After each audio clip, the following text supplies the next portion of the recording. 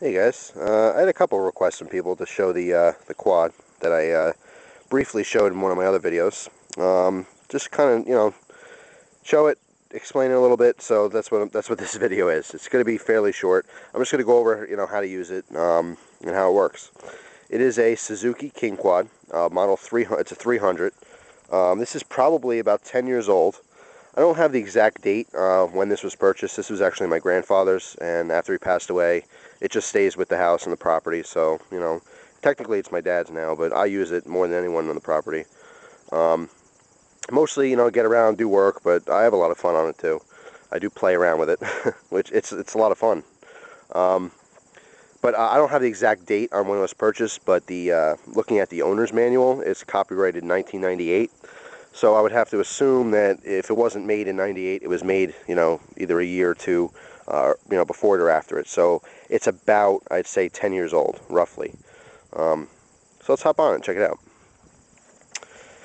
It's actually the only quad I've ever driven. I drove this, probably when it was new. I remember coming up and visiting my grandfather, and then, of course, after I did a lot of work, my reward was to be able to hop on this and drive around and have fun. It's actually, my grandfather took very good care of it. All the maintenance it ever needed was done on it. So even being 10 years old, it runs great. To operate, it's actually fairly simple. You have two kind of power switches. You have your main, it's actually a key that goes in, your ignition. Pop it in. See, it's in the off position here. You switch it just to on, real simple. If it was nighttime, I would switch it all the way to the right, which is on with the headlights on the front. There's two headlights. But, it's daylight, so I don't need to do that right now. So just put it in the on position. And over here on the left handle, I have the engine power, or I believe it's the electric. Okay, so right now it's in off, so I just want to put it over to run. And now I have electric start here. Okay, just push it in. Oh, I'm sorry. I have to be in neutral. Right now I'm in first, so push that down. You'll see the neutral light is on. Okay, so electric start. It's that simple. Now it's on. Now I'm going to cut power. Okay. Now for some reason this was, let me hop off of it. If the electric start was not working properly, I would lift the seat here, push this over, get the seat up. After I take the seat off, you'll see on the inside here, I have a manual pull start, okay, if I need to use this.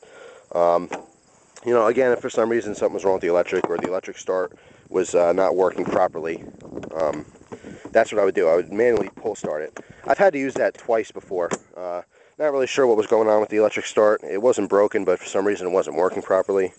So it works fine. You can always pull start it if you needed to. In the wintertime, when I'm riding this, once I turn it on, put this back to on. Oh, again, you want to be in neutral. Put that over to run. And once I turn it on, in the wintertime, to warm the engine up when it's cold, or it hasn't been used in a while, I want to put the choke down, okay, to rev it up a little bit.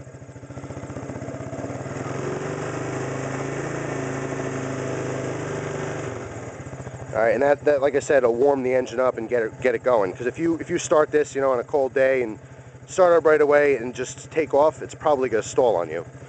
So you want to warm the engine up a little bit. So let me shut this off now. Okay. To actually operate it, it's fairly simple. Your shift pattern is very simple. You have a foot shift knob there, so you operate that with your foot.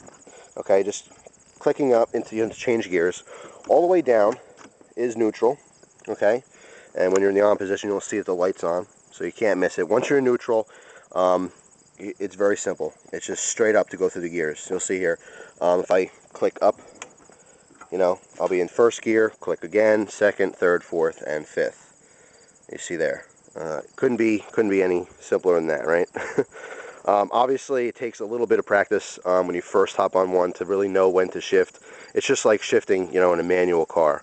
You're kind of doing it by ear. You can tell when a gear is revved out to its, maximum, and then you need to shift.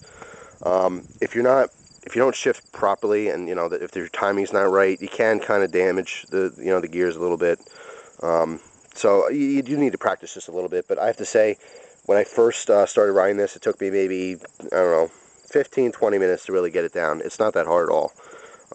You know, so if you're looking to get a quad or something like that, or even if you're getting your license and you know, as far as manual, obviously manual shifting on a car, you have a clutch, it's different. But the timing isn't too bad. It doesn't take too long to really get that down.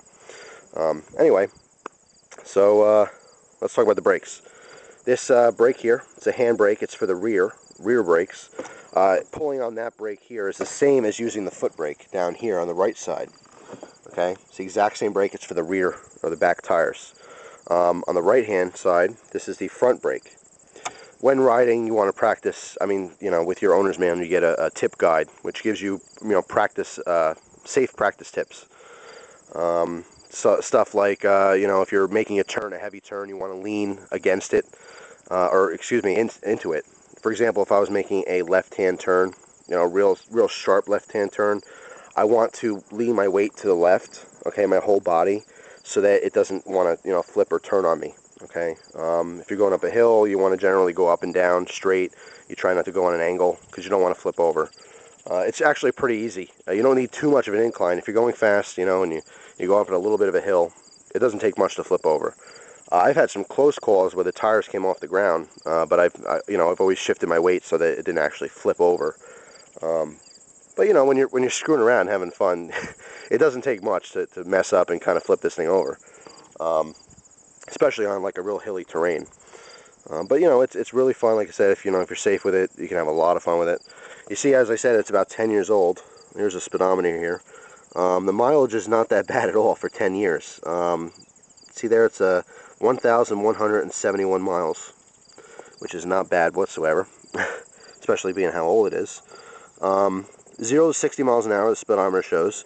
I would say on average, driving around just having fun, I go about 20. That's fine, you know, wind in your face. It's nothing crazy. This quad here is made for power. It's made for hauling stuff, and it's just all power.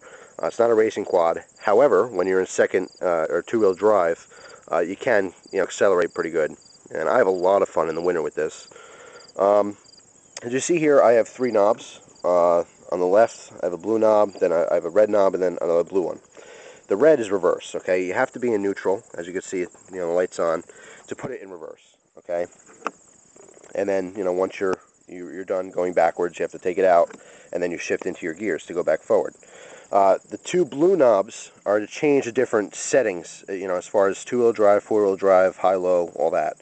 Now, there is a chart here to show you the different combinations. Combinations of 2-wheel drive or 4-wheel drive, you know, as well as high, low, and super low, to get the optimal performance in different driving situations. For example, you see here, if I have a heavy load on here, I want it in 4-wheel drive and I want it on low or super low. Obviously, when you're in low or super low, you don't want to be driving very fast. You want to keep your speeds down. It's, like I said, it's just, again, pure power. You're hauling some stuff or you're going on a very steep incline. You know, it's not for racing, obviously. Most of the time, as it says here, what does it say? All right, normal riding and light loads, just 2-wheel drive or 4-wheel drive, and high or low. So most of the time when I'm riding around, I'm not, you know, hauling anything. I have nothing on the, you know, ATV except for myself, and I'm just having fun. I stay here in 2-wheel drive, you can see there, and on high. That gives me the optimum, you know, acceleration and, you know, speed for fun. But obviously, like I said, if I'm doing some work, I'll put it in 4-wheel drive. In the winter time, I'll put it in 4-wheel drive when I'm trying to get something done. However, when I'm having fun and there's snow and ice out, I put it in 2-wheel drive and I kind of, you know, do little donuts and figure eights and stuff like that, just because it's a blast. It's really fun to do. However, when I'm, you know, seriously trying to get some traction and get something done, I will put it in 4-wheel drive, you know, and low or super low. But anyway, that's pretty much the gist of the whole thing. Like I said, it's very simple to operate. It's a heck of a lot of fun, and you know, when I need it to, it's a workhorse. So that's my review of the Suzuki King Quad 300. So I hope you guys enjoyed the video, and I guess I'll see you in my next one. So once again, thanks for tuning in and watching, and hope you enjoy the rest of your day.